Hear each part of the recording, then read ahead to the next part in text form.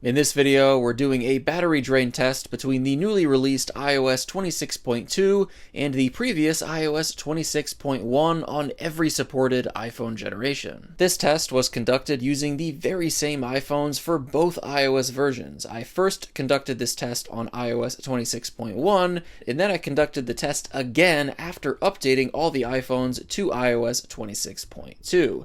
This is the most fair way to do this, as the very same iPhones with the very same batteries are used for both iOS version tests. I've also done my best to ensure that everything is as predictable and repeatable as possible for both the iOS 26.2 test and the iOS 26.1 test. The brightness levels are evenly matched for all devices for both tests to the best of my abilities, and each iPhone is connected to the very same cellular and Wi-Fi networks for both tests. And so far, for most devices, iOS 26.2 is looking to be performing about the same as iOS 26.1, which is very good to see. Now, the iPhone 13 in particular is performing way worse on iOS 26.2 for some bizarre reason. This is very likely a one-off random background running task causing this, as a difference this uncharacteristically drastic is very likely not iOS 26.2's fault.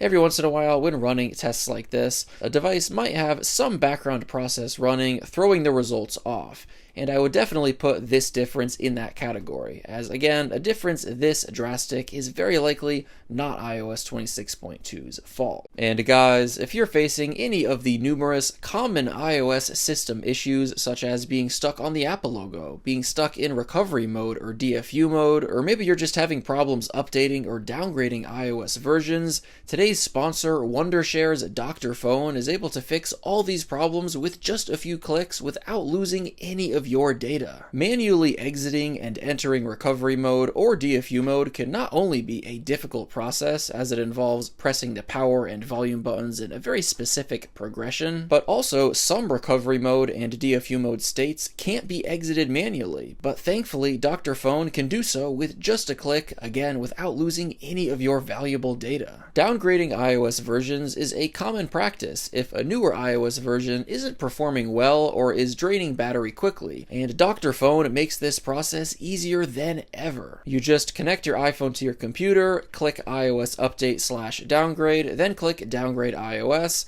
then you follow the steps to perform a backup of your data, and then click repair now and watch as the downgrade process happens. Now, unfortunately, since Apple isn't currently signing any old iOS versions, I'm not able to downgrade my iPhone from iOS 26.2. However, as soon as Apple releases any new iOS version, there's always a window of time where you're able to downgrade to the previous iOS version. Dr. Fone can also resolve 150 plus other iOS system issues, so it's got your back for whatever problems might pop up with your iOS device. So click on the link in the video description down below to check out Wondershare's Dr. Fone, and big thanks to Wondershare for sponsoring this video. And guys, when watching these test videos, you should not only keep an eye on the total amount of battery percentage remaining, but you should also keep an eye on the amount of battery percentage lost after each check-in, as observing that throughout these videos gives you the most accurate idea of the battery performance. As if you only look at the total amount of battery percentage remaining, you're not accounting for the different effects that specific tasks have on battery consumption and the potential random variations that can occur in each task. As in these tests, there's always going to be some degree of random variation that throws each test off a little bit. So by observing the battery percentage lost after each check-in, you get a pretty clear idea of what is a consistent difference in performance versus something that's just in the margin of error, throwing things a percent or two off. A perfect example of this is the iPhone 12 in this video. You can see it loses around the same amount of percentage after each check-in on both iOS 26.2 and iOS 26.1, except for the first round of web browsing, where again, some random variation caused it to lose considerably more percentage on iOS 26.1.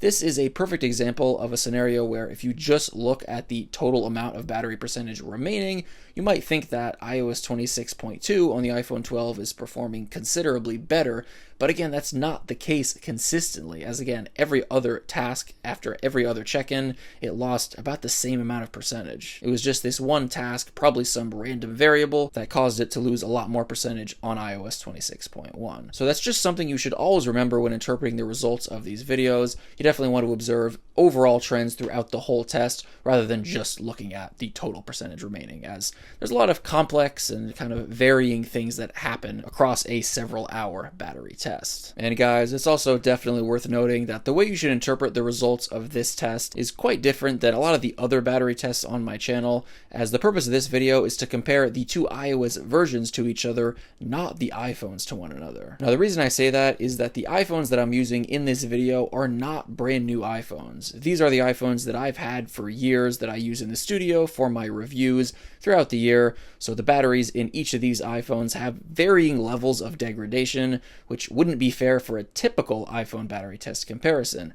However, again, because we're using the very same iPhones on iOS 26.1, then updating them to 26.2 and performing the same test again, it doesn't matter because it's the same iPhones with the same batteries. If you're a regular viewer, you know when I do make battery tests comparing iPhones to one another, I use brand new iPhones for those tests, as the only way to conduct a fair battery test when you're comparing iPhones to one another is to get brand new iPhones with brand new batteries, as again, it wouldn't be fair otherwise, as every iPhone has varying levels of battery degradation. But again, since this video is specifically comparing iOS versions to one another, the iPhones don't need to be new in this video. It's just important that you guys know that so you don't falsely interpret the results of this video. And alright, so taking a look at the final results, considering everything that I mentioned earlier about how you should observe the consistent trends throughout the test, iOS 26.2 performs just as good as iOS 26.1 in terms of battery. I'd expect around the same battery performance,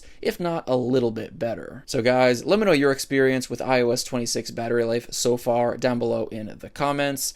Thank you all so much for watching, and of course, as always, I'll catch you in the next one.